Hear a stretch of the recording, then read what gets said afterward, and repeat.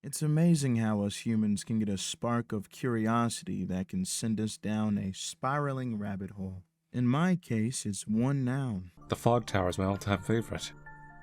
She's talking about the big hit from the 16-bit era. That one was a cult classic. Now, are you referring to Clock Tower, or was there actually a game called Fog Tower?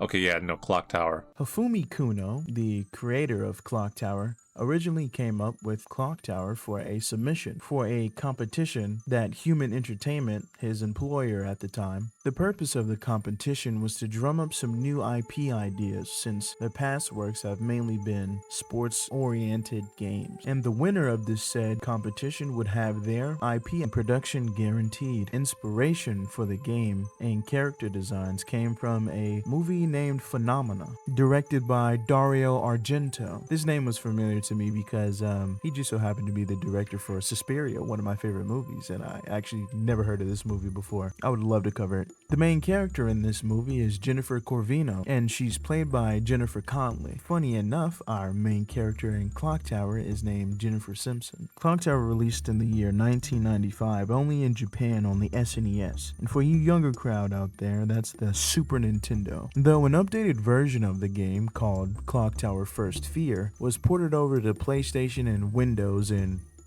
this thing I've seen a lot was cult classic. Could this game really hold such a profound and astonished title, such as games as Silent Hill and Resident Evil? And I'm basically here today to see if this game is actually a diamond in the rough cult classic.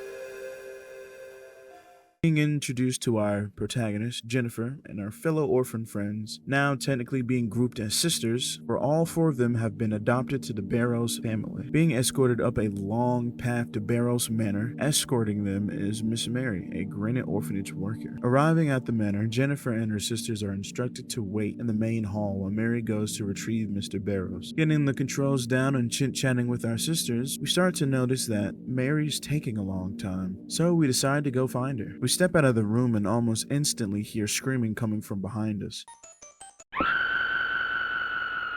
Running back, we find the power is out and the room empty. Our sisters are missing. There's nothing else to do but search the mansion. Walking down the hall, we stop in front of a door with an ominously loud dripping sound coming from it.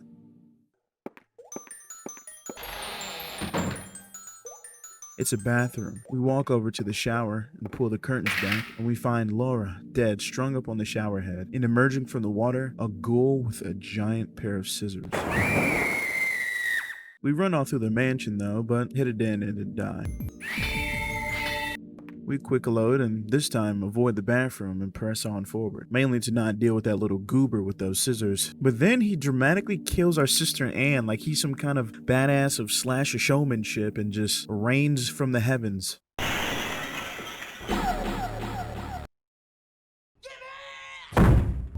This time, though, we backtrack and manage to find a bed. Hiding under it, we're safe for now. Investigating this side of the mansion, which I'll refer to as Mansion A, we find these key items. Find perfume that smells like Mary, a black robe, rope, insecticide, car keys, and a car we could use to escape, but Jennifer insists that we can't leave our sisters and Mary, and keys to Mansion B, and a leg of ham. Done with this side for now, we head over to side B of the mansion. The new environment is completely bathed in a blood red. Littered throughout these halls are stone statues of women. We ended up going to one of my favorite rooms in the game that has zero purpose at all. It's just a room with mannequins in the background, donned with these ballroom dresses, and it's just bathed in this cold blue. It just looks really nice on the aesthetic meter for me. Entering a baby's room that looks like it was ravaged by a monster, everything being slashed and engraved with deep claw marks. We find a key next to a clown doll and hear a creepy tune start to play.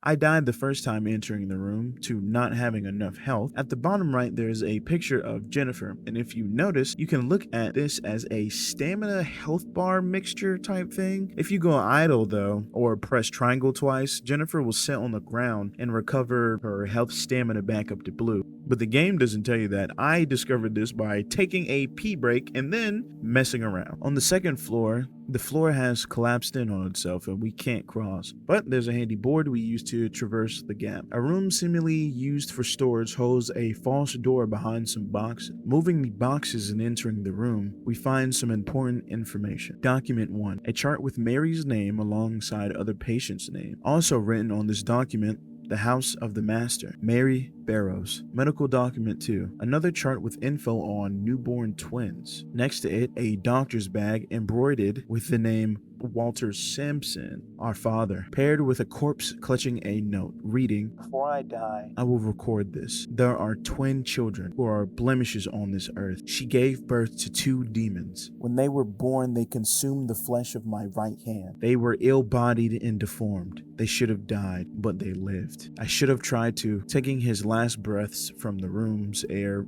running out, he writes, "They are cradled under the stars," before writing our name 3 times. One thing for sure, Mary can't be trusted. I didn't mention it before, but there's a point where a phone rings without end and mention A.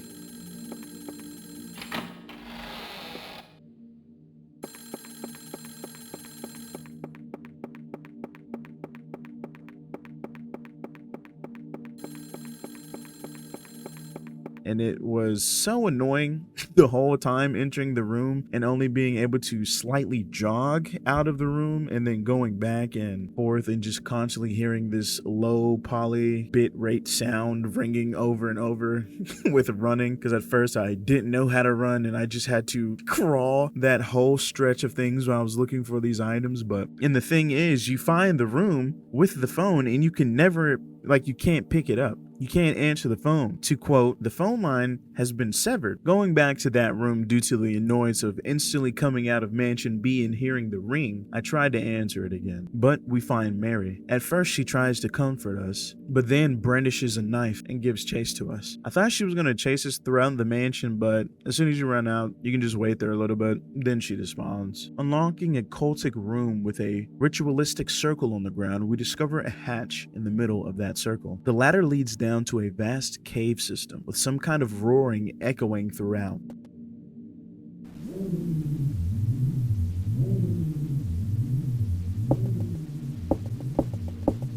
Using the black robe and Mary's perfume, we managed to sneak past a dog. Heading straight down the path, we found Lottie, surrounded by candles. She tells us about switches in a clock tower before passing out or dying. I don't really know. Backtracking to the other path, we find an oddly placed box or barrel of kerosene. Growing closer to the source of the roaring, we're brought in front of a structure adorned with crimson red drapes and a hint of goldish yellow accents. Pulling them back, we discover a humanoid giant mass of flesh with a dark color to it, with red eyes, and it gives chase. We trip, but we manage to get to our feet quickly. With no other choice, we run across the water, forced to climb a steep slope. With the monster closing in, we managed to get up in time and knock over the kerosene, only burning him to death due to the strength of the candelabra. 2024, bring back the candelabra. Trying to find a new way out, we find an elevator, only allowing access to the 3rd floor. It's a calm ride until the familiar sounds of laughter comes from above.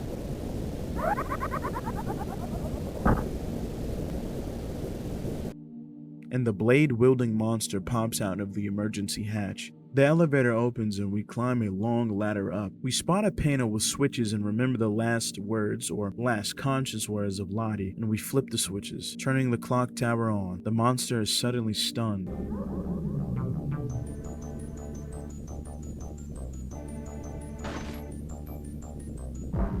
Laura is laid out on the floor, so we go to check on her. Before we can, Mary comes out of the shadows screaming that we killed her sons. Seconds from being choked to death, 4 crows attack her for what seems to be like 4 minutes.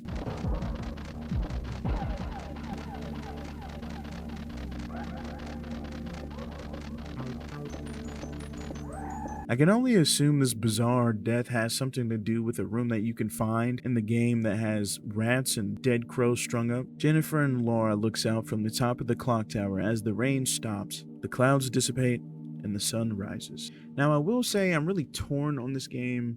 I'm really on the side of disliking this game. Walking around the entire mansion and finding things and problem solving was decently fun until I hit a wall of knowing what to do and then finding where to go, because I forgot to save and I didn't have enough health, talking about the puppet room, but that's just a little nitpick, I would say. I would say around hour 2 mark of actually figuring out that I could run and then I could save, but that I would say is a really big part of the game, running and saving, but I would just add that as another little nitpick because I should have just interacted with the CD in my inventory. Another big piece of the game for me that was kind of daunting the first little hour, hour and a half of playing the game was the sound. It was just like the daunting echo of the step kind of just like drove me insane a little bit. And with like going up and down the stairs, it was so slow and monotonous that I would just like completely like zone out. I didn't time it or anything, but I'm pretty sure going up to the second floor or going down, especially when you're trying to figure out the layout of the mansion and get everything calibrated, it literally takes like maybe like 30 to like 40 seconds, it feels like.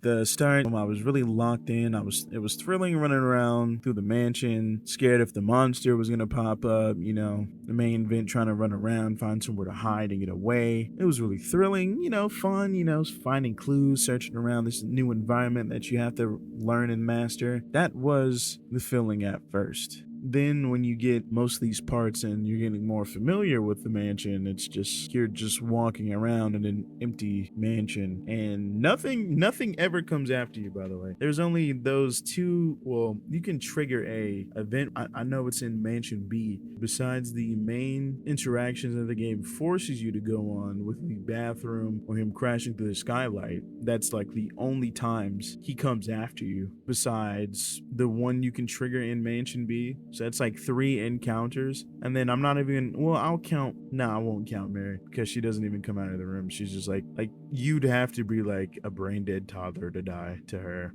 like the game gives you so much time and she moves so slow. I thought it was cool that the monster kind of chases you through the mansion. I know it's kind of done in a kind of low budget poly-esque way where he kind of will spawn and you don't like physically kind of see him chase you, like, you know what I mean? And another thing that I thought was pretty cool with me not saving, there's so many little events that happens, like a window blowing open or a painting bleeding out of its eyes or a random sound, or in the mirror you can see like a shadow moving. But other than that, you know, I'm not really in love with the game, not really hate the game too much, you know. It's just, you know, it's the first game. That's just my final thoughts on it.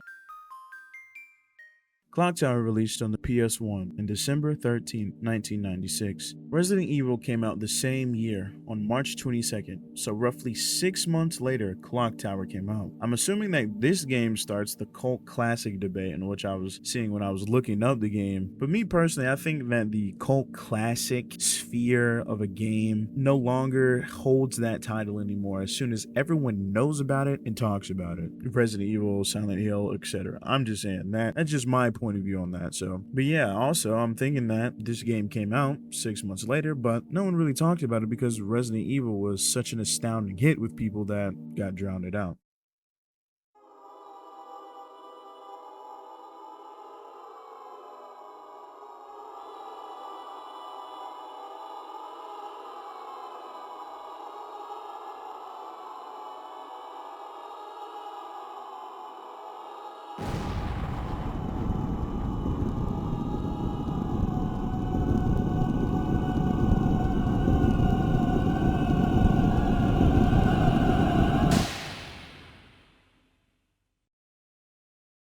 The evil All the victims murderer were slashed to lives. death.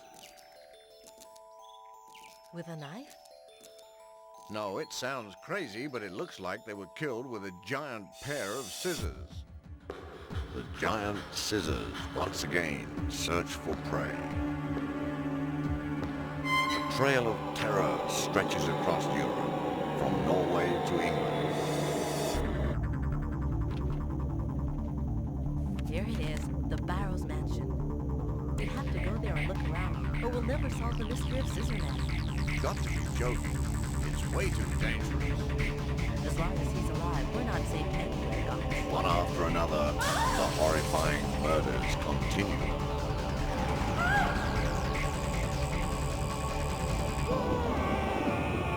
Who will make it through this game of murder alive?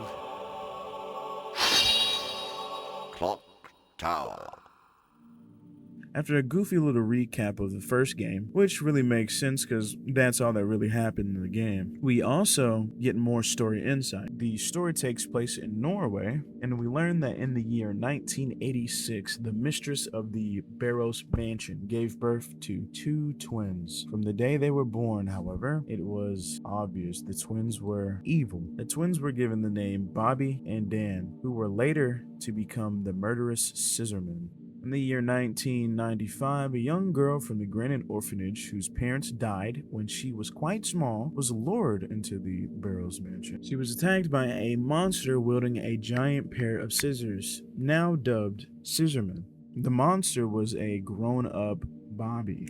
She managed to escape the terrible horrors, destroying the monster and fleeing the mansion. For the next year, all was well. For the next year, all of Norway was caught up on the sensationalized Scissorman murders. Although Jennifer thought he was dead, Scissorman has reappeared. So, now that we're all caught up to speed on that, let's get on with the story. We come to a room with Jennifer, who's put under hypnosis by Professor Barton, trying to jumpstart her memories of the Clock Tower murders. Hellen, Jennifer's new parental guardian, takes her home for the day. Controlling the professor, we look around the room and get a feel for the controls. There's no secret ones here this time. We find a hint, which will come in later, in a filing cabinet, and an ominous pair of scissors on the desk. We talk with our subordinates and head to the first floor, informed by Harris that a news reporter wants to speak to us. We're greeted by Nolan, the reporter, and his cameraman, Tim. They mainly want to know how credible can Jennifer's testimony be with her saying the monster, now dubbed Scissorman, was behind the murders, if he doesn't exist. But Barton rebuttals. It doesn't matter if she thinks he was a monster or not. Someone was up there killing people with a giant pair of scissors, and we need that nut behind bars. Done with the interview, we head back up to our office, expecting another survivor from the Clock Tower murders, a 10-year-old boy. Before meeting with the boy, we ask Harris, our assistant, to take a statue found at the murders, somehow tied to Scissorman, to be looked at by an expert named Rick. I didn't mention it before because, as I say again, it served zero purpose in the first game. You could find this statue inside one of the stone women statues I mentioned before. The only information we get upon picking it up in the first game is it's cold to the touch. We meet with Kay, an instructor for Granite Orphanage, and we're introduced to the boy, going by Edward due to not having any memories. And their first session now begins. We switch perspectives to take over to Jennifer and decide to hit the town. We first head over to the library and talk to Mr. Sullivan, the head librarian. Next stop is the university. We say hello to Helen, and turns out Helen has to work late, so we're eating alone tonight. We head over to the Norway International Hotel and have a little chit chat with Kay and Edward, and head back home. But there's someone in front of our house. It's just Nolan. Nolan wants an interview and a dinner date, so we take him up on that offer. Scenario 1. Jennifer. It's late, and on the walk home from our date, we notice that someone is following us. We're close to Helen's job, so we run straight to the university.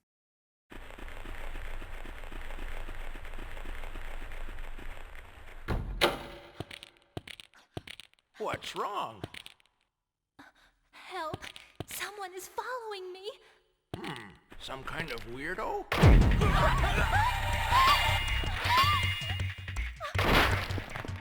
With Scissorman busy with the guard, we head straight in to hide, the ominous sounds of the metallic blades echoing from behind us. Now, I will be honest, like, I guess I'm one of these millennials or whatever, and I really never had too much interaction with like the PS1. I had a little bit with the PS2, PS3. I never knew what the PlayStation 1 was really capable of, so I'm not gonna lie, I was pretty blown away by that whole sequence. Like it flew together so well, and it just felt like a little movie. We book it upstairs and hide in the women's bathroom. We seem to have lost him for now.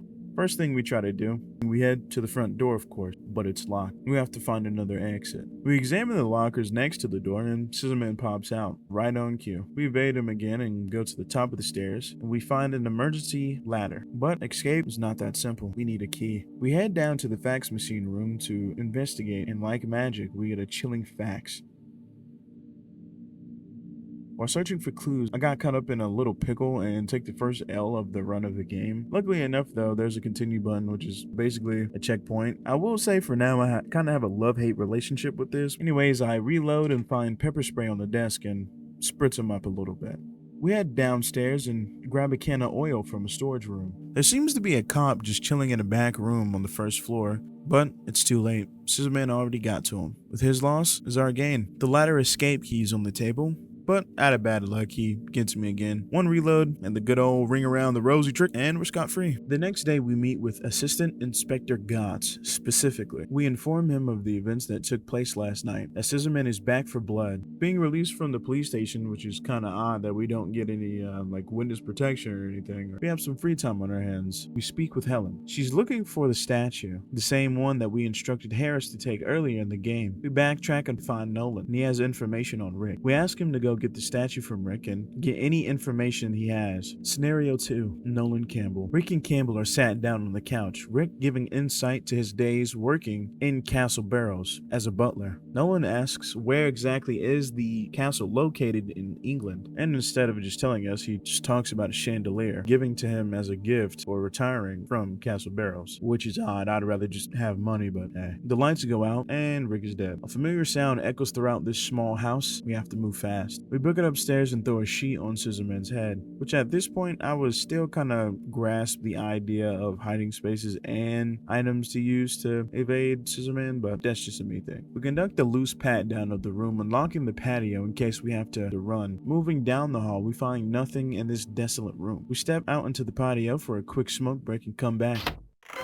I don't know why, but like this really got me for some reason. Like it was weirdly ominous. Like sometimes it would just be like very drastically silent, and then a stark sound like this just like really just made it freaky to me. I don't know why. Running downstairs looking for an offensive weapon or a place to hide, really. We run through some of the rooms and end up finding a prompt to hide in the shower.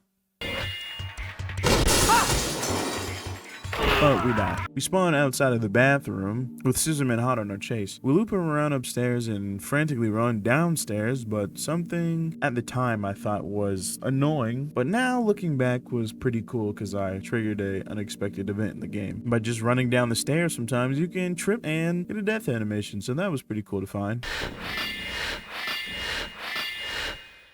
Reloading, we find a box and die. Reloading again, I was still confused until I found this little frame perfect piece of wood that you have to hover over with the arrow buttons of a PS1 controller and click on. This little piece of wood ends up saves my life, finally. Heading back upstairs in that same room I did a loose pat down on, we found the statue in the bedroom closet, but we still don't have the location of the castle. Only place to look now is the kitchen. We inspect a weird mask on the wall and it comes to life all JoJo style. We just grab a can on the table and break it. I was stuck here and ended up hiding from Scissorman again, but this time I found a box of powdered soap for laundry. I thought I could use it on Scissorman somehow to like defend myself, so maybe I didn't have to run all the way back, but actually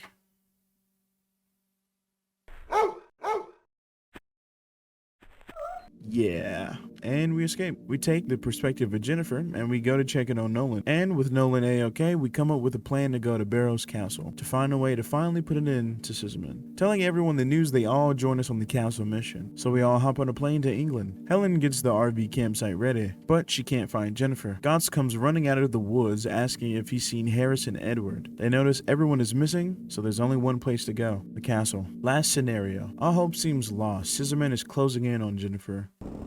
Don't be afraid, Jennifer. It's me, Harris. Harris? Poor girl. Don't worry. I'll help you now. Where are we? Where is everyone? What's that costume? He told me. He told me that if I kidnap you, he will give you to me. He told me to dress up like Scissorman and kill people.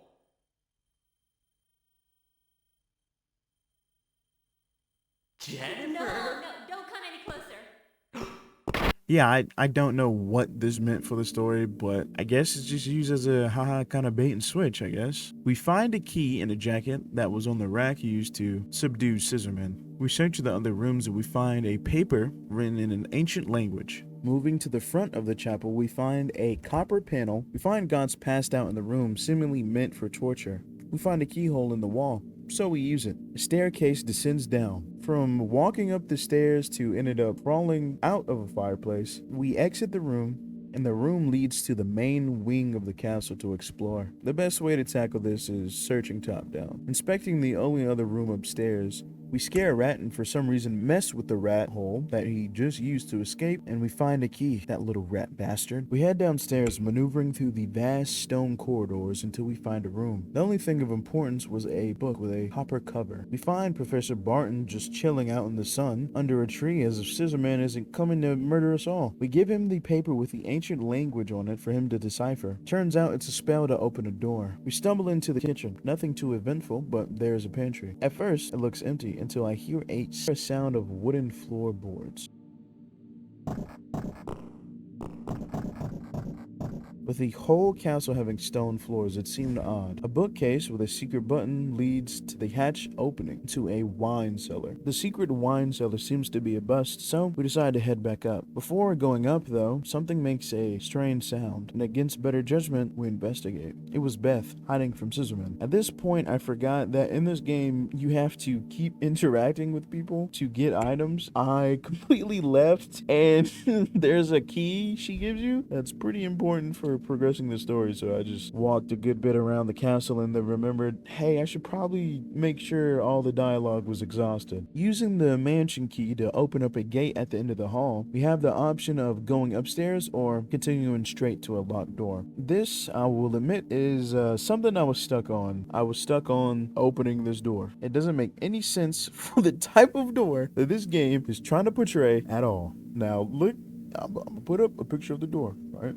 Oil can used up, we find a key in a casket being held by a mummified corpse. A chest in the corner of the room is moving. We try to use the key, but bats come out of the door right next to it. Finding some handy dandy rope in the room, we tie the door shut. We finally open the box and Helen emerges. Now freed from the box, Helen only expresses that it is important that we find a way to put an end to Scissorman fast. We head upstairs and get ambushed outside on the balcony. Shuffling along a broken side of the ledge, we duck through a window. Finding Nolan, he's wounded in a room filled with bones. Upon talking to Nolan, ghost children come up from the ground and sing chants about what sounds like an origin of Scissorman.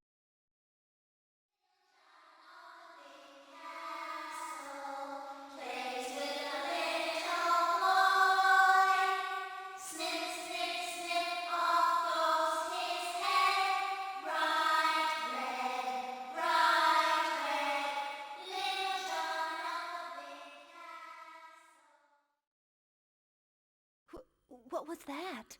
Ghosts of the children killed here. Pressing on, we finally find the library and open it up with the key we obtained. The library is filled with books having metal covers, and one of them is missing. Putting the book in, we discover a secret passage. There's also a box on top of the shelves that we use a step stool to get. The box contained a list of the generations of the family Barrows, marking someone in red. a traitor. Heading into the secret passage behind the bookshelf, there is 3 ladders. We pick the middle ladder and go down. There is a secret tunnel leading to a door inside. Going through, there is a familiar shrine and a dagger laying on the floor.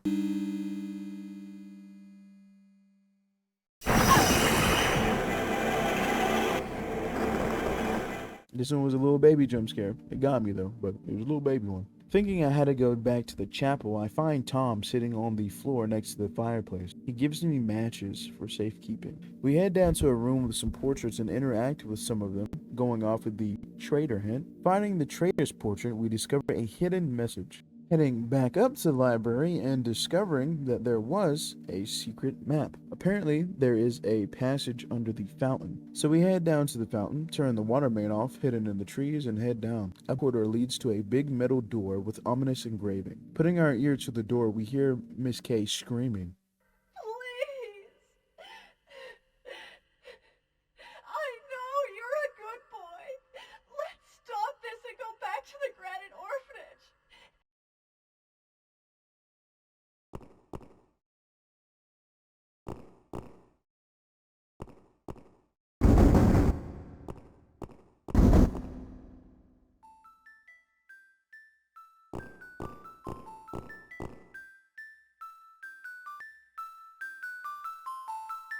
So, it was you, Edward. I guess the secret is finally out, Jennifer. But my name isn't Edward, it's Dan.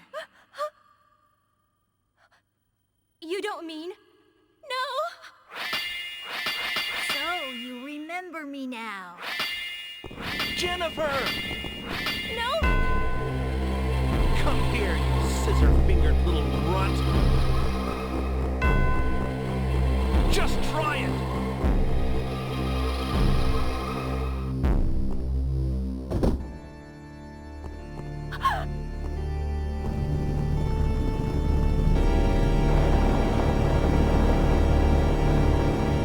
Open the door and show me the way.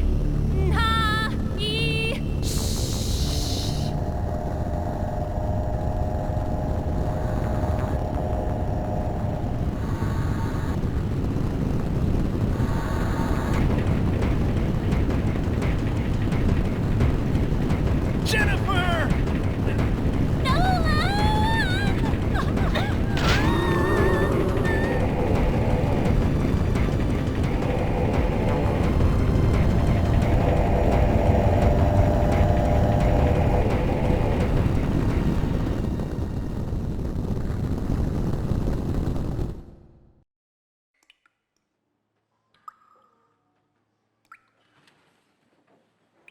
I wonder how many days have passed since we were locked in here. Days? I think it's been only a night. Are we going to die like this? Don't worry. I'm sure Helen will rescue us. You know, you're tough. No, you're just weak.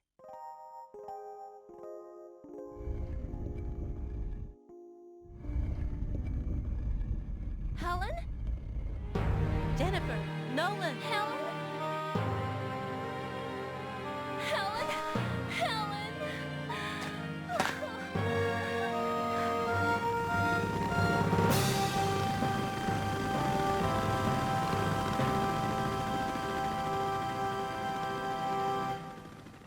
And the end. Ending A. Yeah, baby, it's one of those games. We got branches. Ending B. We do everything the exact same until we get to the last encounter. We must resist our inner Brit and not use the dagger on Scissorman, and get sailed in with him.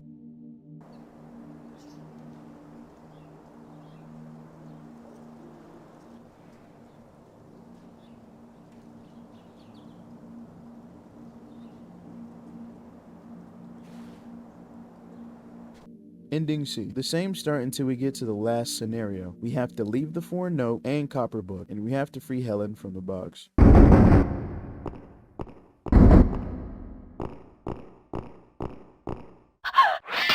Jennifer! Huh? That voice. Who are you?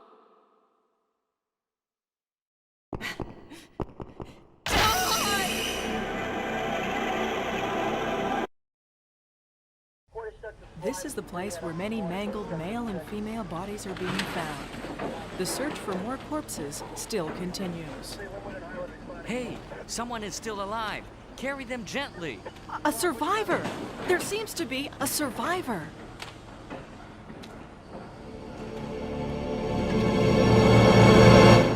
I was confused why Kay was working with Dan in this ending. I wanted to know, like, what exactly prompted her to do this, because it still seemed kind of odd. It clashed too much with the first ending, with Dan basically seeming like he was just going to kill her on the ground. So I looked it up and scrolled through a little bit after, trying to find a reason why she would help. And the only thing that I can find is some comments on the fan wiki by the creators. I'm assuming it says creators. Kay originally had pedophilic tendencies. Of course, this was usually buried deep in her psyche and never surfaced, but Edward could see the desire using demonic powers, using that beautiful face and demonic sense he drew her out and fostered her desires. As a result, she became mentally and physically inseparable from him and began to willingly assist him in his crimes. I just thought it was cool to make her deep in her psyche. She was a cutting Minecraft YouTuber, bro. Oh my god. And of course, it says there's no direct relationship between Mary and Kay. However, both of their personalities are egotistical, blah, blah, blah, blah, blah. And then something else that I found fascinating. Under the trivia, I found, I just decided to read a little bit. It said that Kay is one of 3 pedophiles/hebophiles in the game. The others being Harris Chapman and Nolan Campbell, which doesn't even make me feel good at all about the ending, the main ending we get, where she's just like, yay, Nolan, we survived. I mean, Harris was kind of creepy in the beginning anyways, but that is just Jesus Christ. And then another rabbit hole coming over. Nolan is 26, bro, and Jennifer in this game is 15, bro. Yeah, Japan back in them days, Jesus Christ. Okay, ending D, not picking up the door spell, not using the copper book, and the worst step you have to do is leave Helen in the box to basically die.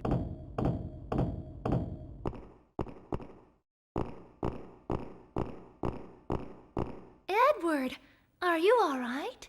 Jennifer, I found a way out. Where? It's over there. Everyone else is already there. Really?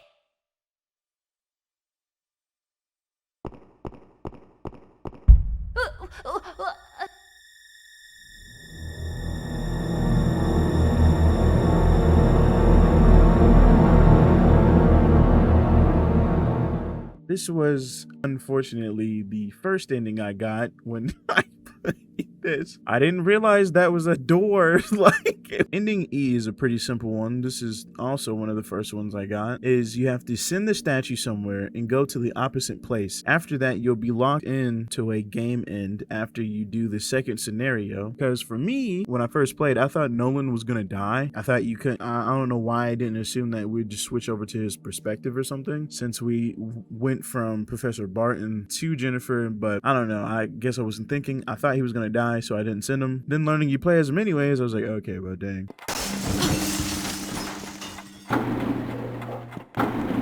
Hey, Teach, what's going on?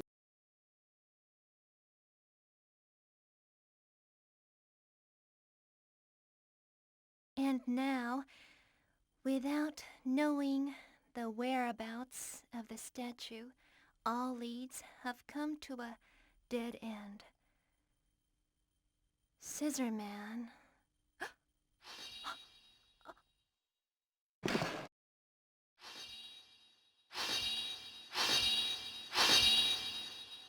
Now, I don't know if you can tell by how I basically described everything in this game. I really love this game. I really love this game. It's a lot better than First Fear by a lot. I mean, as a game developer, anything developer, movies, anything you do, you should always make the sequel with the intentions of like vastly improving upon it, you know, which, you know, they did. Scissorman actually like feels like a threat in this game. He can spawn. I mean, in the first one, you know, as I previously said, you can interact with something and he'll be like hiding in a closet or something, and then he'll jump out and you have to trigger a run scene. But for me on mine, I really didn't trigger that many. I was only like 3 times max probably I ran into him. He feels more of a threat. You know, he randomly spawns on like a timer of what it feels like. So when you hear that music come in, you gotta like drop what you're doing on puzzle side of things and try to get close and run to a like hiding spot or use something as self-defense. That was really good as a change of pace of not only just like these strict encounters you get with him, something that can happen randomly, so it actually feels like he's hunting you throughout the environment you're in. Another great thing I will say that is just gone away with was the health bar stamina system. It is completely gone. I love that you can just run around as much as you want to. Everything doesn't feel as slow. I mean, once you get going, like it feels a little slow because you know you're kind of scared. You're trying to, you know, tackle and take in everything. But I feel like when you get to like scenario 2, you kind of not like flying, but you know, you got a grasp of everything. You feel a little more confident going through every scenario and like searching for clues and putting things together. Something that came back was like the interactions you can have and just die, like when the cursor turns blue and red. And this part that I just said, actually take that with a grain of salt. I wrote that before playing Hellen's side of things, so this is me talking now. What I just said about the little insta-kill thing, yeah, just ball that up, throw it out, you'll see later. On the puzzle side of things of the game, everything felt like quite rewarding, and you could basically solve it with context clues. And besides the throwing of powdered soap into the dog's eyes and the door I was talking about earlier. But one thing that really finessed me so bad was the secret hatch. I don't know why the secret wine cellar, the last scenario, with like everything being pretty detailed to every sound Jennifer makes from walking around the stone castle is just like, you know, obviously like a stone echoey sound in the castle. And then when you get to the cellar room, not the cellar room, but the pantry room, it's like stone and then wood sounds. I don't know why I didn't like investigate, because you have to like click on the thing and then you get a bigger prompt to fully solve it. I just wasn't paying attention. I know this will be the final piece of the game. This is Hellen's side of the story. I promise you guys, almost to the end. If you made it this far, thank you. Get up, take a little piss, drink a little water, whatever you need to do. And we're going to get into, one thing before we get into it. I'm just going to go over the main thread of Hellen's story because she also has branching sides, but none of those really matter because they're basically tweaked up sides of Jennifer's endings, so they're kind of one of the same. Everything starts the same. You know, you're going to do the prologue of Barton. As I stated before, the hints that you find along in the game do play up in getting all the ending. The clue that said whoever you play as is to determine how many times you talk to Harris. You only talk to Harris one time. You'll be put on the track to play as Hellen. Once you talk to the freak one time, we cut to Hellen talking about her hard drive crashing. Beth reassuring that Danny should be able to fix it when he gets back. So we go out and burn some time waiting for Danny to return. Coming back, Danny has already replaced our hard drive, so we head up for a quick nap. Heading to the female lounge, we find Rose waiting for a little freaky nasty time with a character named Baker. With hopes of not being awoken by moans and rocking, we take a quick nap. There's knocking at the door. Rose is gone. It's Baker, but something's wrong. Hiding in the bread and butter spot, we evade Scissorman, of course. Heading to the key areas, we search the storage room. We find a way out to the parking lot, but it's locked and wired shut. The hunt for a key and wire cutters, presumably. In the computer room, we find a pair of pliers. By the way, I looked this up afterwards, and apparently you can cut wires with pliers. Take a look. Pressure. Budget wire cutters. Checking the room with the dead guard from Jennifer's run, we find a key on the table. It's the parking lot key. The guard this time is impaled on a coat rack. Back in the storage room, well, we cut the wires and escape. Back in the police station, we explain everything to Inspector Gotts. That Scissorman is back and we gotta put him down for good. We already know where the statue is, so we go to the library to retrieve it and learn the location of the castle. Scenario 2. In search of Mr. Sullivan, the clerk at the front desk tells us that he's in his office. Surprisingly enough, though, we run into Edward, with Miss K nowhere in sight. Sullivan gives us a key to his personal collection. We find a book on the Lords of England and begin to read. Time passes and the library is closing soon. Meeting Sullivan outside, the clock tower bell chimes. We follow him up and witness him die in one of the goofiest deaths in this game. Mr. Sullivan?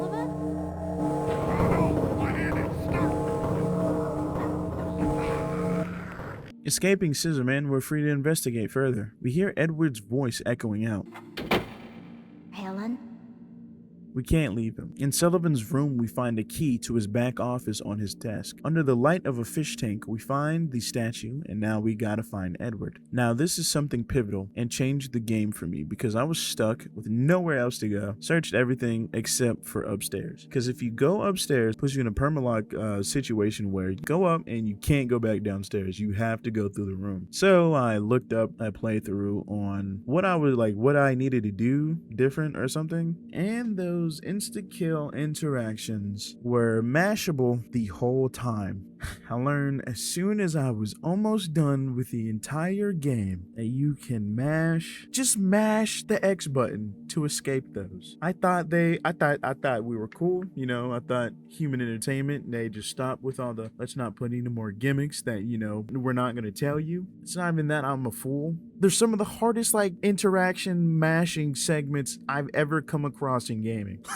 This took me 4 times to get, and I'm controller on the table just mashing, bro. 3 attempts later, I get it. Searching a room behind our hiding spot, we get this.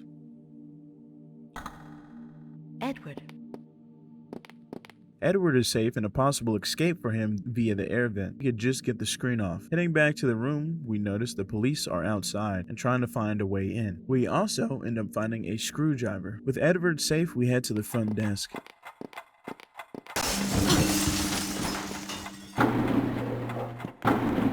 Hey, Teach, what's going on? Teach, hang in there. Same old, we round everyone up and head to the castle. This time, though, we get a fancy little cutscene. What's wrong? Teach, everyone's waiting. Oh, yes.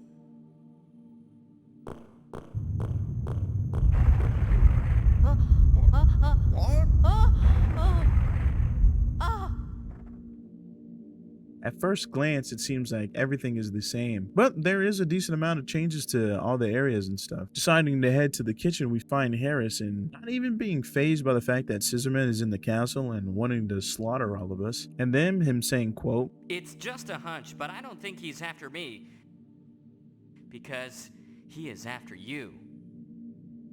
Now, if it was me, I would have just taken one of those comically large frying pans and just killed him and just told the gang that, Scissorman got him. There's no way that so many people have been just slaughtered in the path of Scissorman, and then you're just like, nah, I don't think he's after me. I think he's just after you. And to also fuel the idea that he's not on our side, he completely disappears.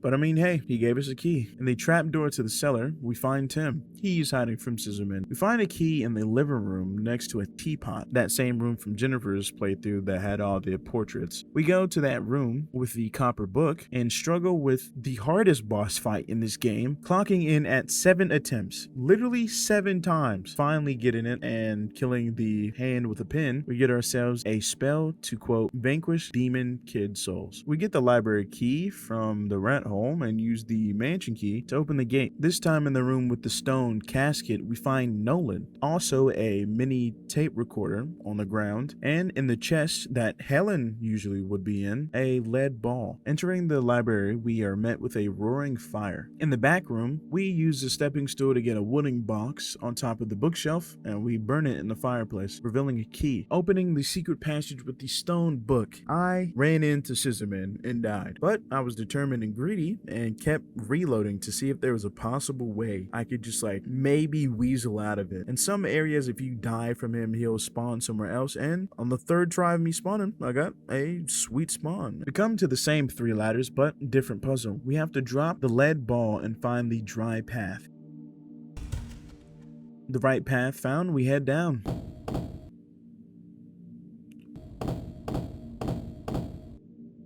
Yeah, I didn't see that coming. That just didn't make any sense. Now, armed with a gun, we head downstairs. Important thing, we have to use a flashlight that we found earlier. I don't think I mentioned we have a flashlight, but we have a flashlight.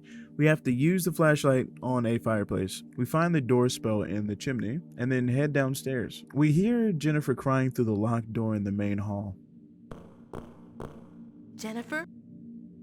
Nothing else to do, we just blast the lock. Jennifer is crucified, and with Scissorman approaching her fast, we shoot him. Jennifer! With Jennifer safe, we check on Scissorman in the back room.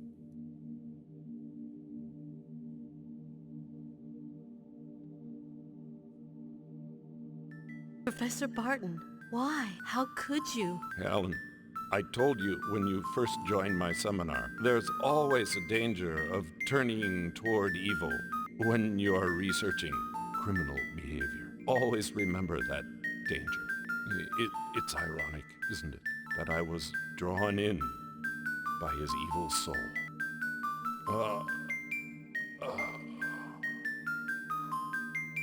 All right, Teach. She's okay. And the case is solved. It is not over yet. Helen? The professor said he was drawn in by his evil soul. His. In other words, the real Scissorman is still alive.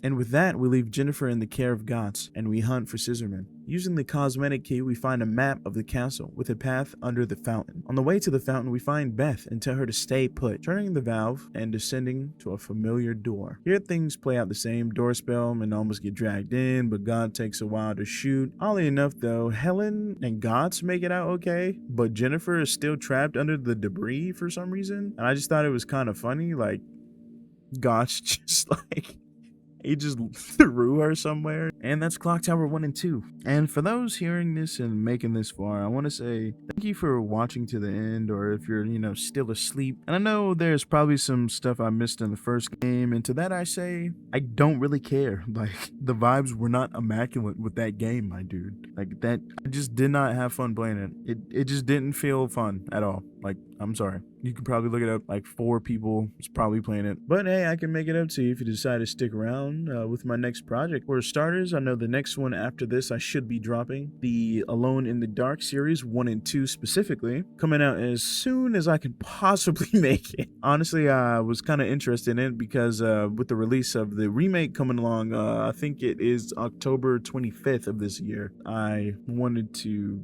go back, play those, and then play the new one. I know there's a prologue you can play right now. I don't know if you know that at all and you might be interested in it. You should definitely go play. The remake, I did watch the trailer though. It seemed pretty cool. It's set in the South, 1920s, got smooth jazz and everything. From what I read a little bit. David Harbour and Jodie Comer is in it. David Harbour being in the Stranger Things and the new Gran Turismo movie coming out, and Jodie being from Killing Eve, if you've seen that, or The Last Duel. Really great movie. They're playing both of the protagonists, so that should be good in the acting range or chops, whatever you want to call it. But yeah, I just want to give a shout out to Mainly Badass Hero on YouTube, and I can't remember the guy's name, but the dude who made The Snow is Red, for even putting me down this whole rabbit hole of weird old game. But yeah, I am planning on playing Clock Tower 2. I think it's The Evil Within it was called, and Clock Tower 3. Speaking of Clock Tower 3, if anyone's still here, anyone knows how to get Clock Tower 3, you know what I mean. DM me on Twitter if you know how to do that, and not trying to take my identity and stuff. Please, any help would be sweet. I'd really appreciate it. Shout you out in the video, whatever. Worked on this a while, it's late. But if you enjoyed, I'm glad you did. If you didn't, sorry. I've been BakaApe, your host. Take it easy.